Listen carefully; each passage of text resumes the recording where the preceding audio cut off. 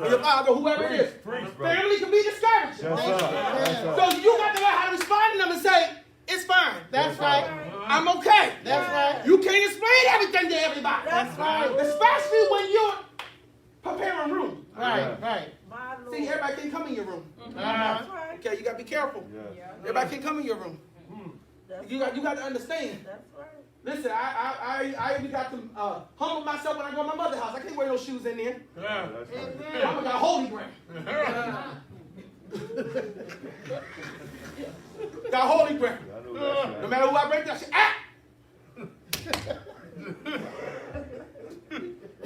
that's how you got to be sometimes. My personal space is very important. That's right. My personal space, unless you intercede, unless you come in here with the right words to say, I can't deal with you at this time. I understand you're concerned. But see, your concern and my concern is two different things. Your concern is you say, oh, she'll be all right, she'll be all right, she'll be all right. I need somebody to tell me that the Lord will make a way. I need a different conversation. I can tell my own self it'll be all right. But I need somebody to say, James, there's a sweet relief in that. That's it. Oh, yeah. Different people come with different conversations. You got to know who to conversate with. If you don't want to hear somebody say, oh, you be all right, he did before he did again, you need to move away from them because apparently they're upset because God didn't do what he wanted them to do for them. Okay? There's some people that's jealous. That's right. All right? Yeah. They may not say it out their mouth, but their spirit said it. Amen. I don't care. Even if I don't read it, I said, read it. Well, the way you been acting lately, I didn't like it. Because you mad because God didn't go to you first. Right. Read it to say to me, I never said that. You didn't have to say it. I can see it. I can see it. That's it. I can see it when you looked at me and said, what's wrong with you now? Yes. Yes. Your eye rolls. Your hair. That's a mess. Done swung to the other side. You got to be careful of your conversation. People will depress you. So therefore, yes, the doctor told me, he said this medicine will cause depression and anxiety. So I have to be careful who I talk to. The doctor even told me, be careful who you talk to. That's it. He says, because people's spirits will make you really, really nervous. You got to guard your heart. That's it. So before I even went through anything, I said, God, give me a clean heart. Give me something different. Because, and let me get myself together because I don't need nothing tearing me down. Even if I have to go down for a little bit, I need somebody to get me back up. You need a solace to get you back up. Sometimes we feel like Paul, we're locked in some things. But as long as you got a solace, you need to find your solace. You don't need no Peter. You don't need no Thomas. You need a solace. I'm closing here. Because, listen. So, Sponsor said, don't lie. Listen, I asked him not to lie to me.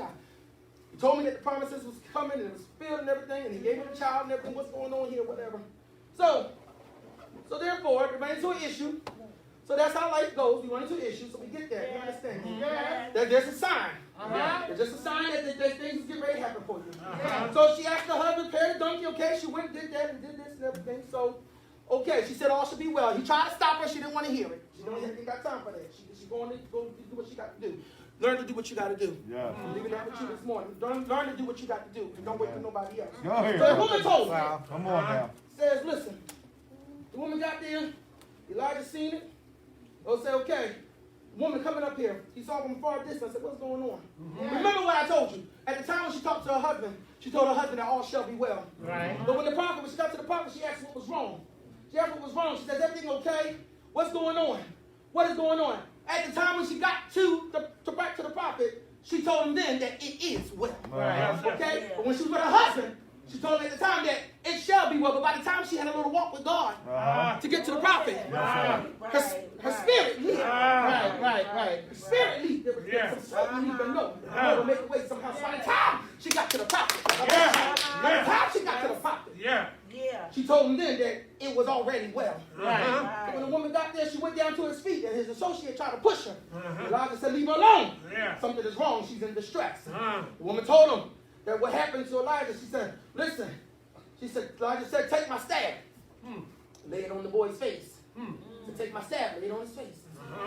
And he said, when he went there, nothing happened. So Elijah walks in and closed the door behind him. He prayed to the Lord and got on top of him.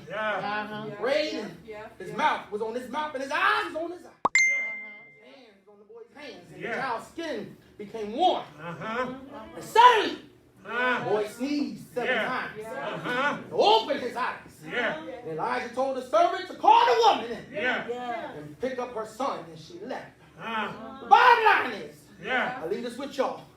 Don't have much strength left in me, but I'm going to let you know one thing. That it is well with my soul. So listen, the woman was not done. Even though it looked like the situation was done, she was not done. She knew that there was a promise to be fulfilled. So brothers and sisters, it may not look well. It may not look well now, but it is well. So once you have heard the promise, you got to stick to the promise.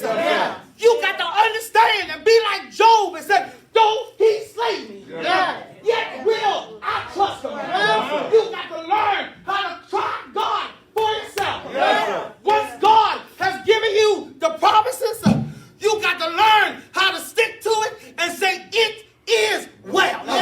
So no matter what, church, you got to be in an agreement with me on this morning and say, it is well. How many y'all can stand this morning and throw your arms in the air and say, it is well with my soul? No matter what you're going through, you got to learn every now and then there's a miracle with your name on it.